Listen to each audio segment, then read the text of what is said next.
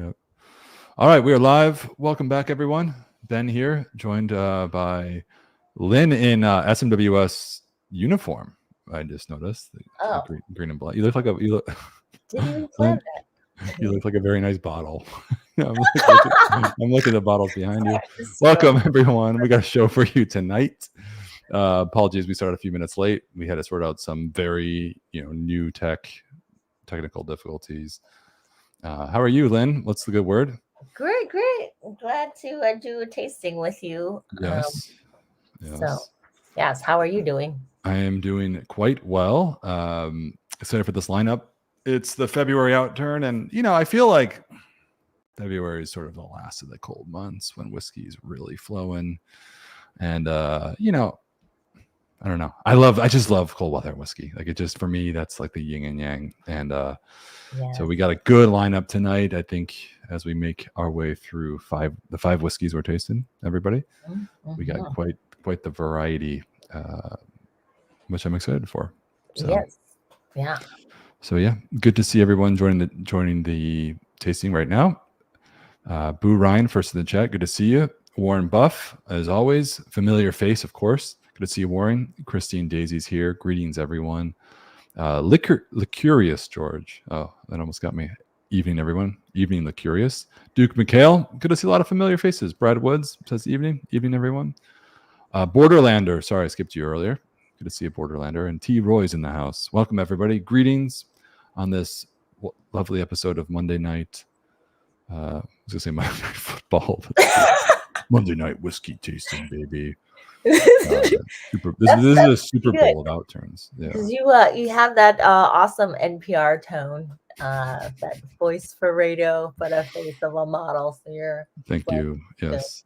This is how I choose to put my vocal skills to work. Saturating them with cask strength whiskey and then just talking about them on the internet. As you can see, I'm trying a new setup. So forgive this like microphone arm. I just realized this is like a Dr. Octopus thing going on. It's kind of awkward. I might not settle on this, so just don't comment in the chat that it's it looks awkward, because I know. No, it looks good. I don't know. I didn't think it was awkward. Let's get in. So tomorrow is the official. Tomorrow, if you're watching live, February. What is the date today? Today's the 5th. So 5th. February 6th is the official release of our February Outturn. This is our monthly selection. And if you're a current society member, you probably know this. If you're new to the society, here's a little FYI. We release single malt whiskeys all throughout the month, but the Outturn is usually our biggest selection. Some would say our most exciting. I don't know. It's definitely the biggest variety of whiskeys. So Lynn and I are going to be tasting through 5 of the selection that's coming out tomorrow, which is not the whole selection, but it's just a little fraction of them. 5 that we've handpicked to feature, mostly out of our own curiosity, right? I mean, what was your driving? I asked you what you thought about the selection. What was your driving factor? The driving force, I should say, behind your choices, because I listened to you. Oh, I was just curious about Ben Evans and Glenn Tucker's mainly. Oh, okay. So thank you for getting those. Well, that was a reveal. So there you go. We got a couple of those in there. Sorry. Anyway, give her a break, everyone. Lynn just joined us yesterday. This is her first stream. I'm just kidding. She's done this a few times now. Stephen Hedrick, I didn't just answer the question. Took the words out of my mouth. Sipping some Savor Slowly. Savor Slowly is the name of a whiskey. And I Stephen, do you mind remind me what the cask number is? Because I think we might have something similar to that one. But anyway, but that is my first question: is what's in the glass tonight on this glorious Monday night? Because I think I'm sure some of you have some things at home to sip along while we taste through our own new selection. All right, I'll have you take the lead whenever you're ready to. Clearly. Stephen Hendricks is 113.57. Okay, I might have been mistaken. I know, I feel like I have a bottle somewhere back here, Savor Slowly, but I think I got the numbers in my head mixed up. If you're new to the society, again, we have this numbering system. Every cask that we bottle is given a number, and it indicates secretly the distillery code that we do not reveal vocally on YouTube. And also the cask number. So to use your example, Stephen, and forgive me for all current members, this is sort of routine, but 113.57. That would be the 113th distillery we've ever acquired a cask from and bottled. And the 0.57 suggests it would be the 57th cask from that distillery. So, fun little code system. Some people like to memorize the distillery of origin, but we focus on the flavor here. That's our whole shtick. So let's get into it. Right. So to start off, again, as I mentioned, we'll have 5 whiskeys. We'll kind of go. I should say that Lynn and I have yet to taste really any of these. Lynn, forgive me. You said you tasted a couple or briefly just to get your palate wet or something. Yes. I've been told by some people who said I should pre-drink to loosen up because I'm a little bit nervous always in the beginning. So I figured, all right, I have to be pre-party. It's like the opposite advice that I have been given. I'm told to usually hold back as I talk too much. I give that advice to myself. Let's start off. So first whiskey tonight, I wanted to really kind of, start with something strong, because why not? But it's 71.98 Wood Panel Library. This is a 12-year-old from the spicy and dry flavor profile. Frankly, a profile we don't see too often these days is a spicy and dry. I tend to get excited by these. One, because you don't see them as often, but two, they're sort of the more raw and sort of cereal-like expressions. I don't know. Every time I have a spicy and dry, it takes me back to like visiting a distillery, tasting the grain. I love that raw expression of the whiskey, but I'm going to do a little cork pop. Do you have hello, Craig. Craig from up north. Yes. Got to meet one of the members in person, so that was really cool. Craig, how was she in person? Do tell us. Was she better or worse than she is on YouTube? I'm just kidding. I feel like worse in person. Yeah. You don't have to answer that question, Craig. That was just, yeah. No, I'm actually curious. You said that this has the aroma of a distillery. Is there a time when you went, like, was it in Scotland or were you in the US somewhere? It reminds you of this kind of aroma. Well, I just poured it. I haven't noticed this one, but like in general with spicy and dry. And watch me taste this one, and it completely negates everything I'm about to say. But I've found early on as a society member that man, a lot of these whiskeys that we bottle in this flavor profile, you wouldn't find on the shelf. Like most distilleries or brands, wouldn't put out these whiskeys because they're pretty intense and raw, and I find great for the whiskey enthusiasts. And they just kind of remind me of just the essence reminds me of something like when you go to a distillery in Scotland and you get to taste, the grains, you eat the grains, you taste the whiskey that all steps of the process, taste the new make. It just sort of has this essence of like being at a working distillery. Maybe it's the barley, the malt itself that you can usually taste, but most of these casks are not very like cask driven flavor profiles, a lot of spirit, but usually spirit driven. Anyway, that's my own experience with the spicy and dry. Let's see what the others say. Warren Buff says, out of the things I like about spicy and dry is it's the SMWS profile, least like official bottlings.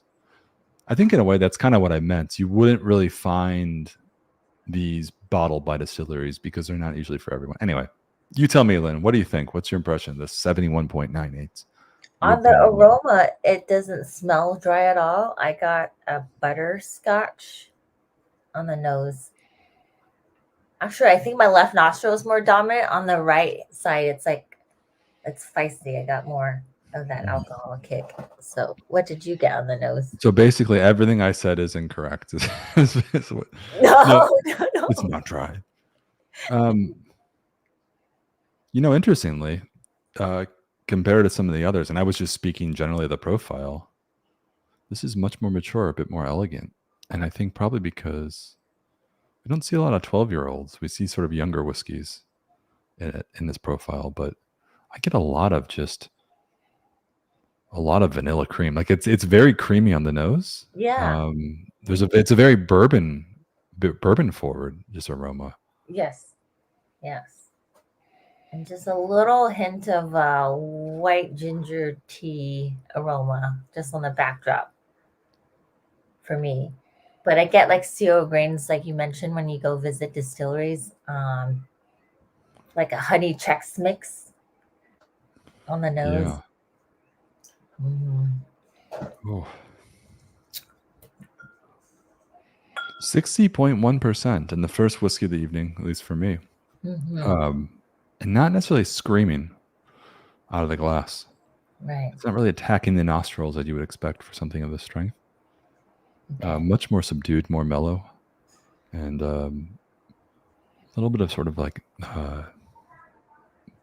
burnt citrus peel for me. Okay. But it's sort of like a, dare I say, a bourbon cocktail in a glass. You know what I mean? Okay, I'm gonna go for it and drink.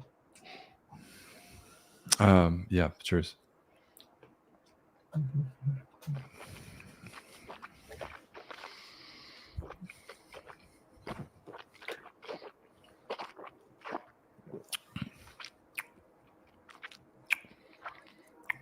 I get the spiciness. Yeah.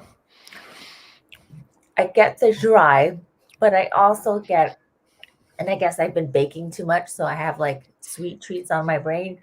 But I get Scottish butter cookies or biscuits, is what they would say. This is a really strong, very assertive whiskey. I think in the aroma was a little misleading for me, at least. I thought I was like Yeah. commenting, oh, it's so elegant and approachable, and it's like a bourbon cocktail, man. It's a bit more raw and tannic, I think, for me on the palate for sure. It's got some real muscle to it. Yeah.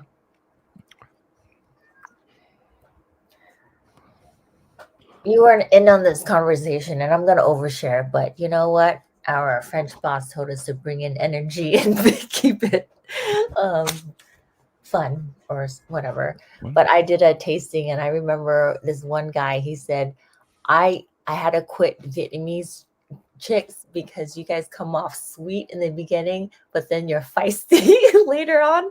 And this is what this is to me. It's like on the aroma, soft, a little bit gentle on the flavor, little Wait, spicy." who are you describing? This person was just saying, "Oh, Vietnamese women are Okay. like soft in the beginning, but then in the towards the end they get spicy." So I feel like this is it. Is all. It's a bad joke. I see. That's why I can't improvise like jazz musicians. I mean, yeah, I would. Yeah, okay. Yeah, that's. I get it now. Whoa! First whiskey of the night. We are off. We got 5 to go. This is we're off to a good start. I think I'll stick to NPR and not comedy. I want to go back though. There was a question. Oh, there are a few questions. Sorry, I know who asked it. Someone was asking. Okay, well, forgive me. I think I saw a question about someone was asking. Oh, here we go. Brad Woods. Brad, this was your question. My apologies, I missed it. Is the Cask number assigned when it's released or purchased? So this one, 71.98. It's assigned when it is approved by the tasting panel. So we acquire different casks that we think could turn into something special. We put them in our warehouse, forget about them. And then it's once a week, our tasting panel gets together in Edinburgh and tastes a selection of casks that are maturing in the warehouse. And once it's approved, it will then be revealed what the distillery is, therefore the cask number. It's given the number as well as given a name at that time. So they're just a bunch of unnumbered casks, as they're aging. Yeah. So any other thoughts? Have you added water to this one? Yes, I just did, but I haven't tasted it yet. I'm going to add a drop right now. Ooh, a little bit of, it might be misleading, but a little bit of saline, which is unexpected, just on the aroma for me. Yeah, Definitely. Yeah. On the aroma, I get like a hint of that saltiness, but persimmons as well on the nose. And I think with water, it sweetens up a little bit. So, for fellow members in the chat who are familiar with their flavor profiles, which it seems like some are, this is right on the edge of spicy and dry. It really can go, especially with a little bit of water. It's got 1 foot in our sweet, fruity, and mellow profile.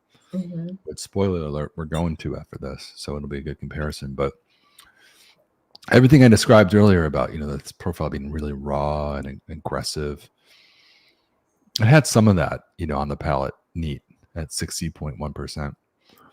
But with the second sip and with some water, it's got a very lush texture. Mm-hmm. And it is pretty mellow. Yeah. I would say it's just on the fringe.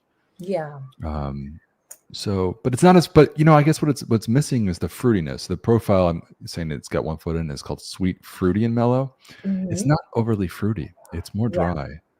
I It's like think dry because note. it when I hear fruit, I typically think of like orange, but persimmons, for example, has more of that maple characteristic. And so it almost has this like condensed milk profile, but then there's like the aftertaste is dry.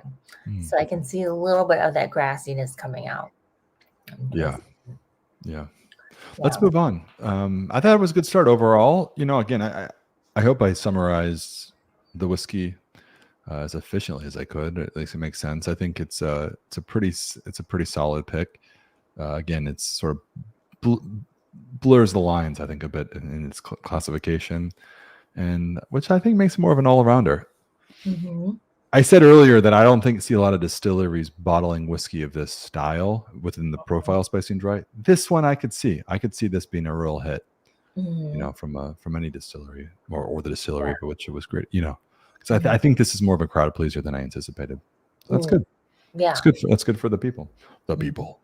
Mm-hmm. Let's move on. So next one, we're kind of usually we start with the younger whiskeys, then we get older, blah blah blah. We have the whole hierarchy of tasting, but we're gonna go with something a little surprising here.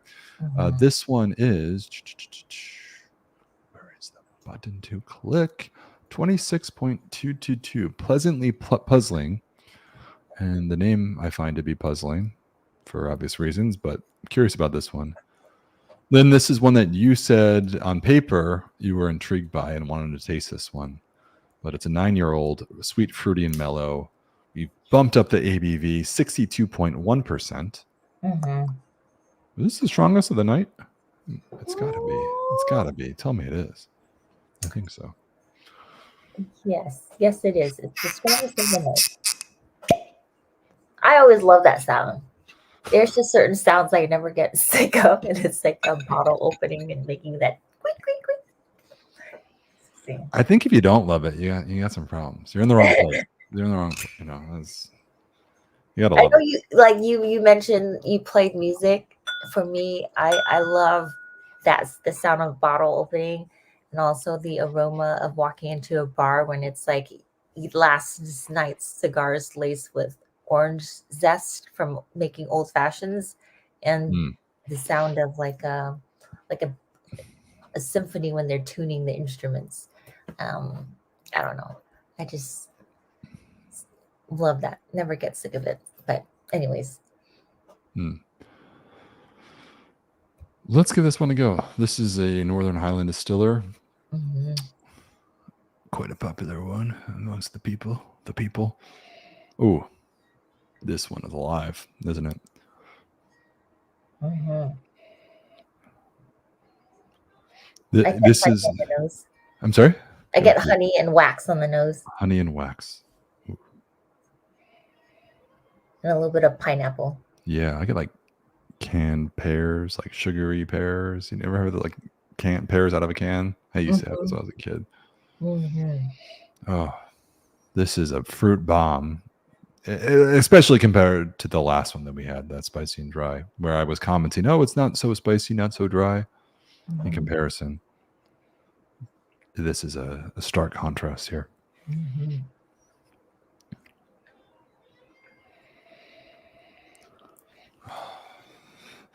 Definitely more lively on the nose. Did you just taste it? Or you had? I'm going to catch up with you, but definitely more lively. I talked about the last one being not one to sort of cling to the nostrils and jump out of the class. This one, it certainly is. Mm-hmm.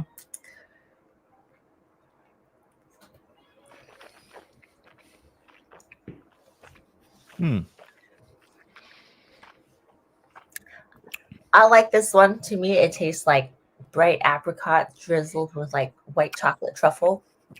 So I think it's pretty decadent. Oh yeah. Yeah. But never before have I been to serve dessert with like such aggression. You know, Really? like, What kind of desserts do you eat? no, I'm just like dessert, like everybody else. I just have a dessert. I'm like, oh, that's such a delicious dessert. I meant like dessert, baby. This is like it's like in screaming your face dessert. Mm-mm. Yeah. It's like it's just like wow, it's intense. Mm-hmm. I think your description was spot on. I would not have discerned those notes or whatever, but like as you were saying those, I'm sort of enjoying the finish. Man, it's spot on. It's very, very decadent, but very aggressive, very lively. Fruity, yes, but it's much more. How do I say it? It's much more sophisticated. The palate, it's much more sophisticated in the palate than it was on the aroma. I was like, oh, it's fruity, it's pears, it's like canned pears. It's there's much more going on there. I think you nailed it with the white chocolate truffle. Like that, I think I consider that like a sophisticated note. If that makes sense. You're just like, no, it's just a Monday for me. No, and I think it's interesting because even though there's this decadent side to it that you mentioned, I get these undertones of like unripe strawberries as well. So it creates a very interesting layered whiskey. Like there's some parts where it's like eating a dessert just laced with butter, but then you have fruit to cut through the acid. So I just like that it has that. So lots of different dimensions to it. And even texturally, like there's almost like a tingling sensation on the finish for me, almost like a soda pop in that aspect where you have that carbonation that adds that textural element. So it switches from this creaminess to a little bit of that carbonation profile. I don't know if you experienced that, but that's what I got. I think my experience was much more one-dimensional, but I'm gonna go back. I envy that experience right there. That's great. That's great. Andrew Haymaker says Distillery 26, never a bad choice. Jason Jones, love me at 26. My favorite profile is 26. My favorite profile for 26 is juicy oak and vanilla. Hard to pass up. Yeah, we do see quite a few in the juicy oak and vanilla. We've been fortunate to see a few of 26 Cask from 26 come in the last year or two. Used to never be the case whatsoever. So this one is definitely different. And as you can see, Sean says, I've got an oily and coastal 26 that is spectacular. Definitely an odd profile for that distillery. I think in conclusion, we see these casks from Distillery 26 around this age. This is not the first one we've had. And they all find their ways into different profiles. This is a first fill ex bourbon barrel, probably the more common type of cask. Yet the outcome is really wildly unpredictable, which I think is great. And Yeah. That says a lot about the distillery. Yeah, I'm really excited about this because I think Distillery 26, usually its pure DNA has that honey waxy profile, but I've never experienced it with like that ripe strawberries. And then that butter, which is really exciting. And having a few drops of water, there's almost a touch of like fruit punch that I've never seen before in this distillery. So that's what's so great about working and representing SMWS is you have these different cask strength single barrel expressions, and it gives a distillery different dimensions that you don't typically see, which is I think really exciting. So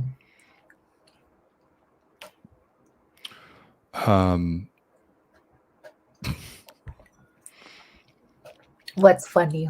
Nothing. I was just gonna make a joke, and no, you should make a joke. No. It would have been worse than yours, and a lot. So I'm not gonna go there right now. All right. Well, Boo Ryan says just cracked up in 113.57. Ay caramba. I have that one. I know that one. Oh, everybody's got the 113s in the glass tonight. 113. Yeah. I'm very curious about 113. Yes, Whiskey Goodness says, hello. What's up? There you are, Whiskey Goodness. Good to see you. Yes. Yeah. Overall, I think that any final thoughts on this one? I've added some water. It's sort of developed the profile a little bit more, but it stayed relatively consistent. What was your experience in conclusion? Just very layered and textured Yeah. in that regard. Again, never have come across this expression with that unripe strawberry profile, so it's very exciting to see that it shows a range for me. Yeah. I think that the core of it still, that DNA of that waxy honey profile is there for sure. Yeah.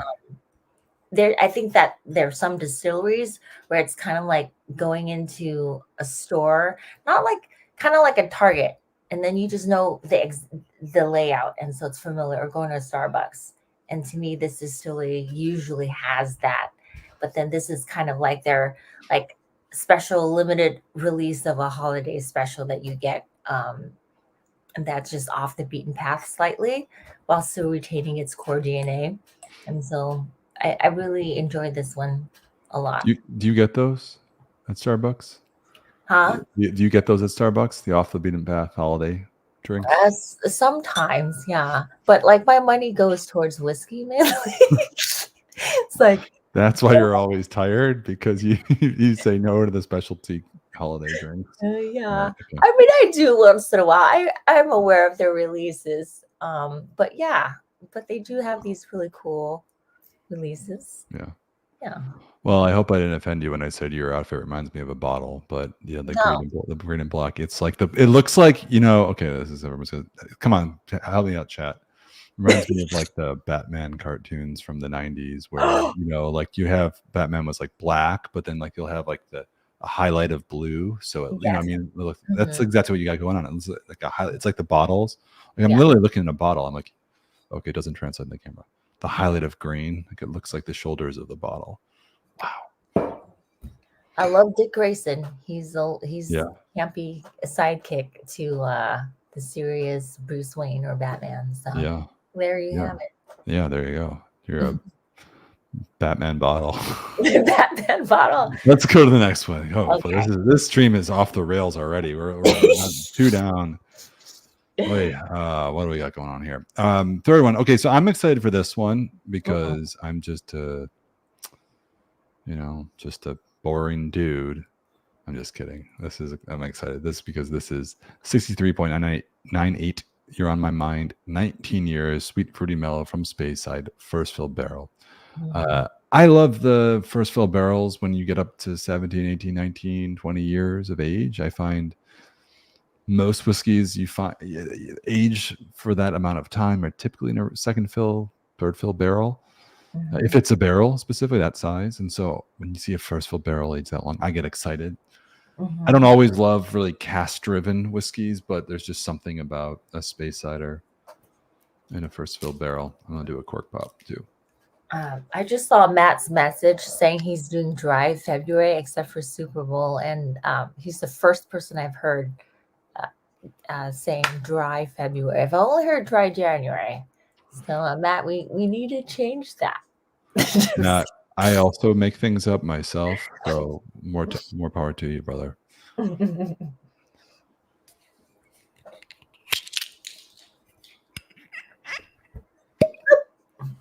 Yes. It was kind of a quiet one, indicative of the maturity of the whiskey in the bottle. A sign of things to come, perhaps. All right.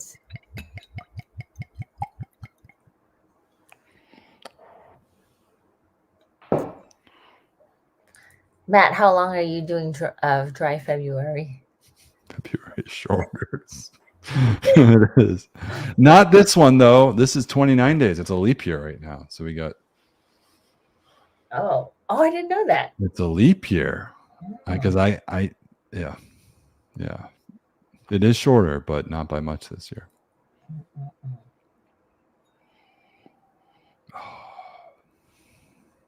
This is a lush, intoxicating aroma of tropical fruits in a forest floor. I'm reading some of the notes on the label actually, so I couldn't read Oh, them. okay. I'm like, wow, those are really awesome Banana tasting. toffee with okay. Ooh, it is similar in profile. Not to, I mean, it's very different whiskey than the last one, but there are some similarities. Again, both sweet, fruity, and mellow. Right, right. Really, really over ripened fruits. You tell me, Lynn. I'm don't hear myself talk. What do you think of this? Yeah. You have such great descriptors. I get that honey still, like orange blossom Mm-hmm. honey. Mm-hmm. Yeah, and a little bit of tropical fruit tones too. So like flambéed banana, and then when they toast sugar on top, so a little bit of that and golden raisins.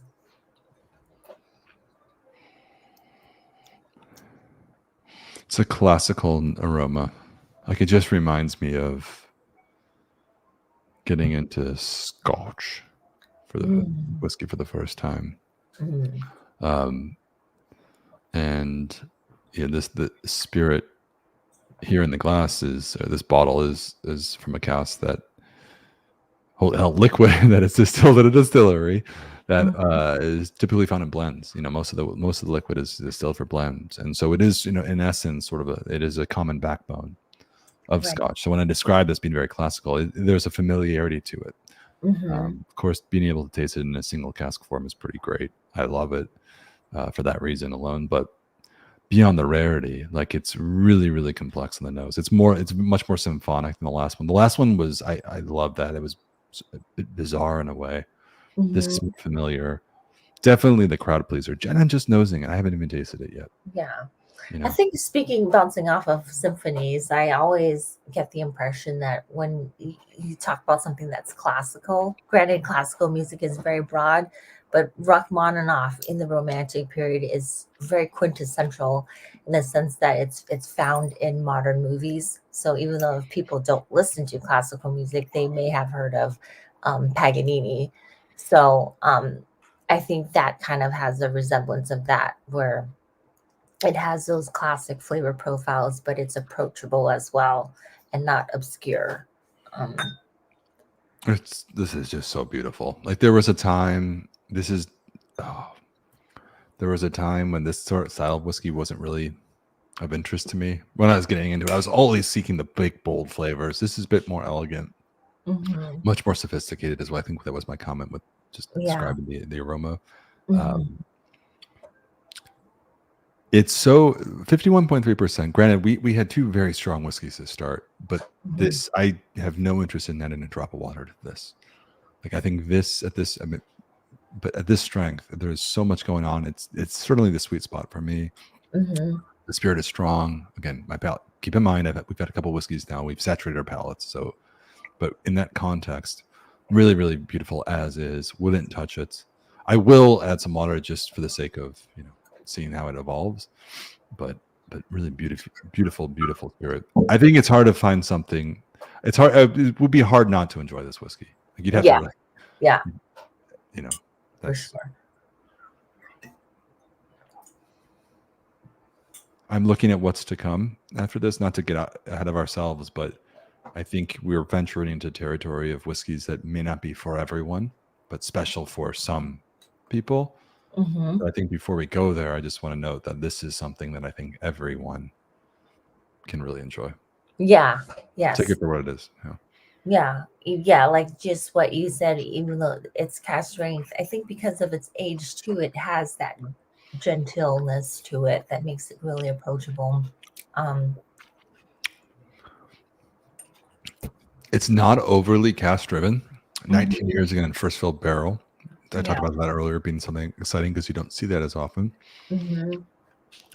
I'm not getting any down. It's interesting. The first one we had, the spicy and dry, had seemed to retain uh, a higher proportion of, or at least relative to the flavor makeup of the bourbon wood itself. Hmm. That was very bourbon wood forward for me. This one, not so much. Got a Yeah. lot of spirit coming through.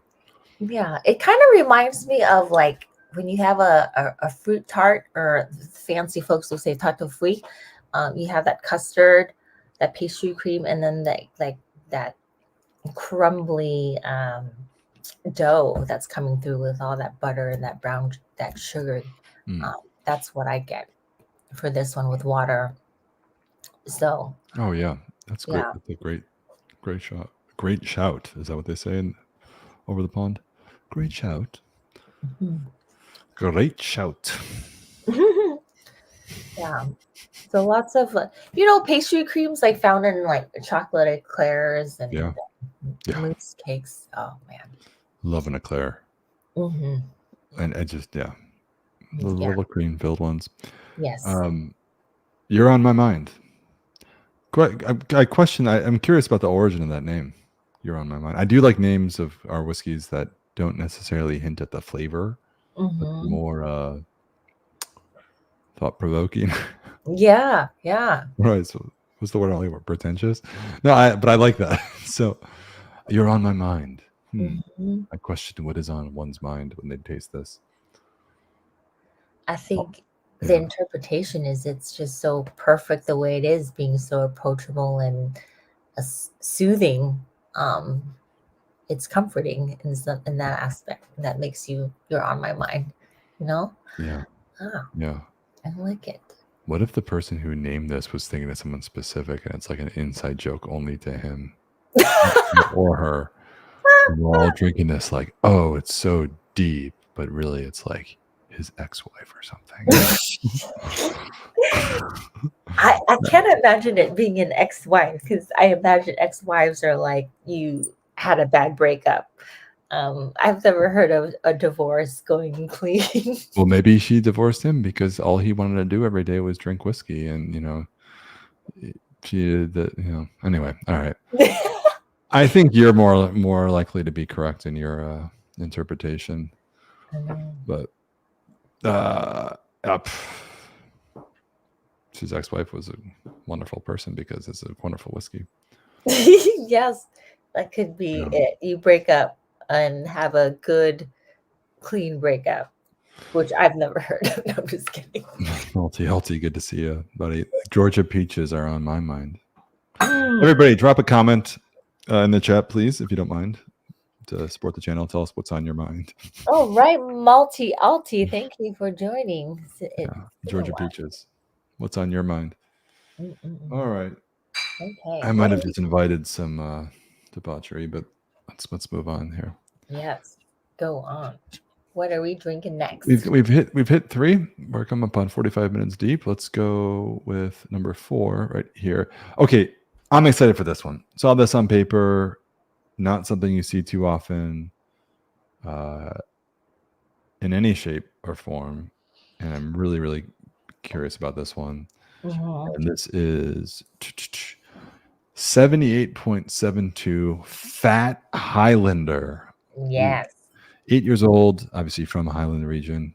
I mean, that would be awkward if it was from like Campbelltown and it's but double matured. First in an ex-bourbon hogshead and then in a second fill ex-sherry hogshead. So hard to tell with the camera, but just looking through the bottle right here, it doesn't look so dark. We'll pour it in the glass here in a moment, but what do you think? You know what I love that Scott does is he takes a piece of paper just so people can visually see what it looks like. I wonder if I can do that real quick. Let's see.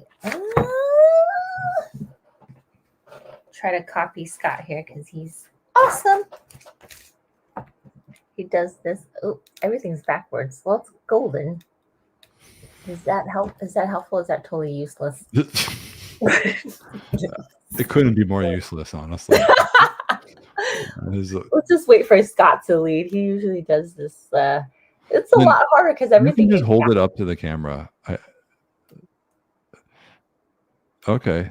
It looks like whiskey. Golden color. Can I ask you could you also put more in your glass so we can actually see Oh yeah. You got a full bottle. Okay. What is this day? We're losing our minds today. All right. Let me get some more alcohol. Everybody leave Lynn alone. Okay, hold on. Let me do a deeper pour. You got no pop on that cork. Okay, let's see. I know. Just no finesse. Okay, let's see what this is. Oh, Okay, so he holds it too. Scott makes it look so much easier because when you do this StreamYard, everything's backwards, so it's very disorienting. Okay, does that help? yeah, I think we got it. Okay, there we go. Yeah. Yeah. So in conclusion, 8 years old, young whiskey, but pretty light for a dirt of deep, rich, and dried fruits. Oh, as Multi-Alti says, pretty light for a dirt of. Yeah. Scott is awesome, says Ryan Mercer. Yes, absolutely. Indeed. Scott knows how to manipulate paper and liquid like no other. Among other things, he's amazing. Bart says, yes, he is. Good to see you, Bart. All right. So, first impression, what do you think? Because I got a big one right away. I want to hear what you think. Okay. Well, at first I got like a little bit of like cheese, but then I went back into it. I got orange creamsicle and barley. I want to look something up while I'm doing this because I got so much sherry on the nose. Yeah. Mm-hmm. Oh, interesting. Okay. So just to confirm, if anyone's wondering, how much time did this spend in the second cask, which was the sherry hogshead? 4 years. 4 years in bourbon and then 4 years in the sherry wood. An even split. I haven't seen that probably ever. Interesting. So what it lacks in color, it certainly delivers in aromatics, because this to me noses like a sherry mature whiskey, which again we know it's been half its time in sherry, but it's what do I say? It smells darker than it looks. I mean, that's what I mean to say. I mean,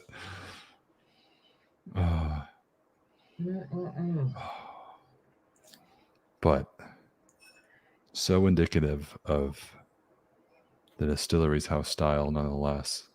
Mm-hmm. Very, very rich, sort of Christmas cake. Man, the holidays were about 2 months ago. Mm-hmm. Plus, brings me back. It's savory, fat, oily. I'm looking now. I'm looking at the label. It says here a big, fat, oily, and dense example of this greatly charismatic West Highlander. Draped, bless you. Is that a sneeze, or was that where you laugh at? I couldn't tell. No, this is a sneeze. Bless you. Draped in subtle sweet flavors and boosted by a haggis tang. Yeah, this is a very meaty whiskey. Mm-hmm. Yeah. Oh. Yeah, I definitely get a little bit of that marmalade profile. And it goes back to that golden raisin with a little bit of that sootiness that I find in some sherry casks, but that's kind of in the backdrop. So yeah, beautiful, beautiful nose. Cheers. I'm spilling all over myself over here. What is going on?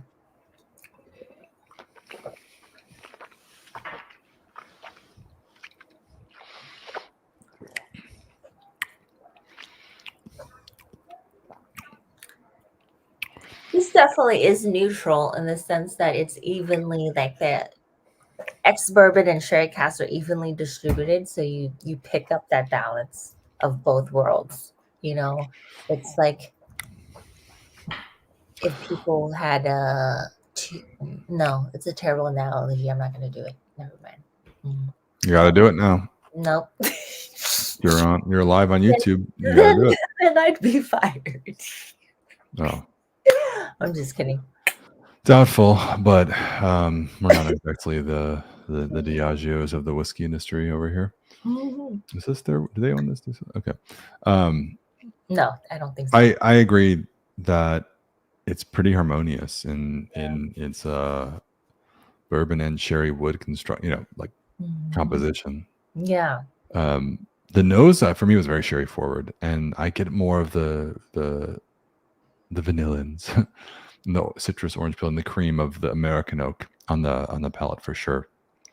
The dry nuttiness, the sort of the spices you would typically get from an Oloroso sherry, are present for me, but like very muted on Yeah. the palate.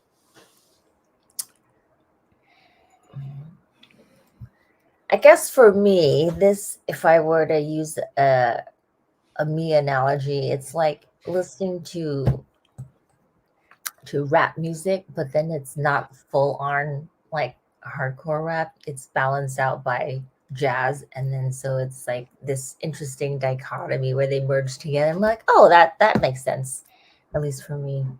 Yeah. I don't know if you listen to that kind of music, but totally into it. Yeah, I mean, when I wake up in the morning, I usually put on rap, but then I want it to turn into jazz. By the time I have my first cup of coffee, I listen to that all the time. So, little. Okay, I'm gonna try it with water. Yeah, me as well.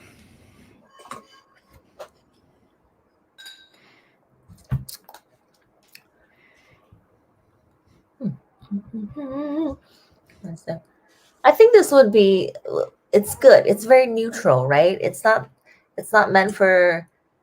It's somebody who I guess can't decide if they want sherry bombs or not, and so it just captures the best of both worlds. Ooh, a bit of wintergreen with a little bit of water brings out the sort of an herbal characteristic for sure. Yeah. A wintry, a cold February dram is what I would say this is. But I mean, not. It's convenient to say this, but it's sort of like perfect for the changing of the seasons. Late winter, early spring. Where you live, it's not that cold, I suspect, to like California. Yeah. It's raining today, Okay. so it's different for California, I suppose. I'm Right. freezing, but that's anything below 70 degrees is cold for me. Yeah. Yeah. What is on these comments of the rap, the Ben Shapiro rap? Ben Shapiro once said rap is not music. I know that. Bart says Ben is a real Slim Shady. I don't know about that. Bart, full of it. So yeah, so that's that. Any questions? I think I just want to go back to my point. From the beginning, the first experience, this is a bit of an enigma because it started off very light in color for a sherry matured whiskey. On the nose, I thought it was very indicative of like the distillery house style. I think I could have probably picked it up blind, meaning where it came from. Very sherry forward. And on the nose, it's a bit of a roller coaster in conclusion. More bourbon wood came forward, a bit more elegance, more subtle. A lot to find about this one. I suspect after a few days, giving this one some time to breathe and revisiting, it's going to change a lot. Yeah. This fat Highlander. Names today. Oh, what is next one we got going on? What is these names all about today? The ex-wife one. We got the what was this ex-wife? Wood panel library. I love that. Let's move on from this one. We got one more tonight, and it is what you want. Not you, Lynn, necessarily, but it is what the people want. This is the duality of the two extremes together in equilibrium. Well, we'll be the judge of that, whether it's achieved equilibrium. But if there's one style of malt whiskey that I think gets everyone's something flowing, I don't know what I'm going to say. If our inner particle accelerator, it is this one, which is 53.451 particle accelerator. 11 years, heavily peated. Now, we don't see those often, but heavily peated, matured in both an ex-bourbon hogshead and a first fill ex-Oloroso sherry hogshead. If you can just summarize society members of America and just analyze their purchase decisions, which we do. Sorry, guys, this is part of being an e-commerce business. You would conclude very quickly. Most people want heavily peated. We don't see heavily peated often. and they'd want it in a sherry cask. So on paper, this is, without a doubt, I think the crowd pleaser. Everybody in chat, you can support that or say no, not interested, don't even open the bottle, and then we'll save it for another time. Yeah, but I don't think that's gonna be the case. But like I find that with smoky whiskeys, it's so binary where people either love it or they hate it. So when I saw this on paper, I was really pumped for this. Let's get pumped. All right, open this up. All right, on the nose, get smoked haddock. Hold on. Oh, okay. Hold your horses. Oops. She's already concluding on the finish. This is pretty good. I gotta open this. Open this bottle. Love it. Oh. Undertones the port. Come on, get on it. Then I'm just kidding. See, I shouldn't pre-drink. I'm like all sassy. There's the color that we were expecting from the last one. Oh. And let's Okay. Oh boy, that is what the doctor ordered. I'm turning him to my dad. Are we the same age? Did we conclude that? We were born the same year, I think. I don't know. Yeah. I'm not 92? 92? You're 92? You're 92, I thought, right? No. Oh, you're 92? Yeah, all right. I thought you were as well. Oh, geez, I'm older than you. Just kidding. Dinosaur. I'm not 92. I had to do that. So funny. We worked with somebody a few years ago. We're talking about like childhoods, and he's like, "I'm an 02 baby." I'm like, "Really?" Because I couldn't tell because I knew he was a younger guy, but I'm like, "Were you really?" And then I never really found out if he was or not. But I think he was serious. Anyway. So this is how delusional I am, because people will say, "Oh, Asians look young for their age," and I thought, "Oh yeah, perfect." So I went to an ice cream shop, and this teenager kept on calling me "ma'am," and I realized how much younger they look. I look my age for sure. Yeah, Asians have that sort of genetic advantage of aging. No, but I look my age, unfortunately. So yeah, 92 baby. Okay. Wants to see color on paper, so I am going to figure out how to do this. I feel like this whole stream has gone down like with whatever goes on in your mind. I feel like I'm in Ledden's head tonight. What do you mean? The flow is just very how do I say it? Creative. Let's go back to the whiskey. Let's save everybody from listening to us ramble. Oh, there she goes with the Scott color. I like the analogies. Okay, backwards. Yeah, much darker in color, man. Right away. Oh, this is such a great whiskey. All right, dude. The sort of brittle, the phenols are just clawing out of the glass. Typically, I find that when you put a peated whiskey in a sherry cask or any sort of wine cask, it tends to really tame the peat, the essence of the peat, and mutes it a bit. Not on this one. In this one, it's really, really phenolic. Yeah, there's smoke, and then there's like a little bit of that port aroma for me. It is extreme. Everything is extreme, dialed to 11 years old. Oop. What? It is raw and intense, man. It's what I love about whiskey of this style. It's cold and warm at the same time. Like you can smell the coldness, whether it's triggering your brain, that suggests that and I know there's sort of like a chemical reaction or explanation for this, I should say, not reaction. It tastes cold. You feel like you're on the edge of the sea, but then there's sort of a warm blanket. No, but it's absolutely. It's not like a heavy wool blanket. It's a thin blanket. It's cashmere. Still, like, a little warm, but it's like it's still too cold. It's colder than it is warm, but there's a little fight going on between the two temps. Yeah. Oh. It's like what I imagine when everybody like runs a marathon. I see this because I've never run a marathon in my life. With such conviction, never run a marathon in my life. But maybe people in the chat have. It's like when you see runners put on that like aluminum blanket or whatever that is. You ever see that? Like after they run, like in a Yeah. cold day, they're like, "Here, get warm. Put on this aluminum sheet." I'm like, "How warm is that really?"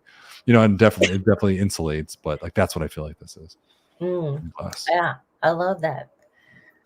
Yeah, it's like going to a hot spring in wintertime, I imagine, right? You have that Oh yes. warm water and then the rain or the snow coming through. Yeah. Oh yes. Oh yes. A jacuzzi in a blizzard. Yes. Mm-hmm. This is just a big, bold, explosive dram. I missed my mouth and it just drizzled. Not because I'm drunk, it's because I'm just a goofy person. Christ. Sorry. Oh god, what is going on? What are we doing? All right. Sorry. I overshared. I should have just No. It's not an overshare. I think everyone in the chat would agree. There's no oversharing amongst whiskey friends here. No. Okay. So what flavors do you get? I'm just reminding myself that we are getting paid to do this right now, and then that makes me laugh because I'm like, that's kind of funny. We're just sitting here drinking whiskey, saying really whatever's on our mind. I love Outturns because we get to taste and then see people comment, but also get phone calls from members, and that just makes it fun. So I just like talking to people over the phone and seeing how they are doing. Oh, see, Sean says he does that all the time. Thank you, Sean, for saying it's totally okay to miss your. This is so phenolic. I mean, this is like Octomore level of peat. The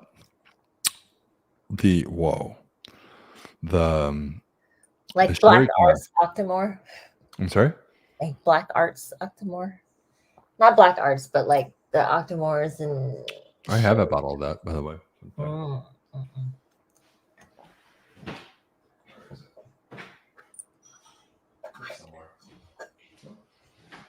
Let's see. Are you able to allow tissue in share? The sherry cask itself, what I was describing earlier, oftentimes sherry will sort of mute the phenols or the peat influence. It doesn't. It's like it's like a another analogy. It's like a matador trying to tame a bull, but the bull's like, fuck off. Like, I'm not going to do anything. You're dead. You're dead. You know what I mean? Like the peat is the bull, and the matador is waving this red flag, like it's the sherry cask, and the bull's like, I'm going to kill you anyway. Like, you're done. You should have chosen another profession. That's what's going on here. So the matador's there, but the sherry's there, but it's just only such. And I'm talking about on the palate, on the aroma. It's a beautiful, I think, harmony between the two. On the palate, man, the peat is so peaty. Yes, definitely peaty. Hint of like, have you ever had oysters and you drizzle smoky whiskeys and just shuck it down? This is what it kind of tastes like to me. So it's very coastal. Oh yeah. Oh, I mean, I'm not getting a ton of brine. Because the peat smoke is just so dominant. Right. Like it's brittle and it's so smoky. Yeah. This is yeah. I'm glad. I mean, we tasted this last. I don't think I'll be able to taste a single whiskey after this. I mean, meaning in terms of like decipher the tasting notes. Like this, my palate is a palate killer. We all try to there's a palate cleansers. We try to cleanse our palate. This is palate death. This is palate death. That's what I'm going to call this. Yeah, death to all palates. That's what I would have named it. Not particle accelerator. Death to all palates. But I think that the Oloroso comes through. You definitely get backdrops of those tannin tones. Yeah. I agree with you. The saltiness isn't, or the brininess isn't as prominent, but it's the smoke is more present. Yeah. Than the saltiness. Yeah.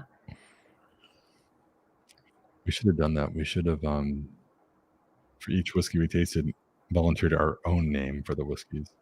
It's kind of like a Maduro style cigar. You get those dark leaves and that smoke that pulls through. Oh yeah. Yeah, like a really intense. Maduro cigar, like, where you can just taste the prickliness. Mm-hmm. Yeah. Mm-hmm. So that's that. Let me go off. Any other Lynn, what do you think of the tasting overall? Do you mind sharing sort of your final thoughts? Mm-hmm. I don't know. I I don't mean, know. I like them all. They were really fun. They all ranged across the board. So to me, it was fun. Like I was excited about 26.222 giving me a different point of view. Because I had always had the impression that it had a very specific flavor profile. And I would say the same about Distillery 53. Typically, I would get those smoked white cracked pepper profile, but in this case, I got to see a different side to it, which was exciting. Like that sherry cask coming through. It didn't give that ashy dry profile, but it had that kind of wetness or that analogy that you suggested with a matador. Um, yeah, Mm. I thought that was a great analogy.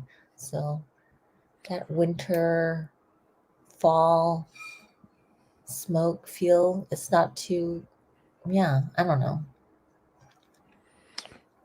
Multi says, after a while, you get accustomed to the peat without fatigue and can then transition back to unpeated in the same night. Mhm. Um, yeah. What was did you, for the lineup, what stood out to you? Well, I think everything. I mean, everything was great. First of all, we started off. Well, you know what I want to do? I want to pull up the full list of all the whiskeys coming tomorrow. Let's do that because I think that would be helpful if I can find it. Let's share this folder. Can you see that? Whoa, there it is. Okay. Let's go through this. Just everybody, you might want to take a screenshot. This is the full list of everything coming out tomorrow. We've tried 5. Take a look at this. Where is this? 33.140. The Rugged Beauty of Isla from a second fill Spanish Oloroso, but 16 years. That's a special thing. Don't see that anymore.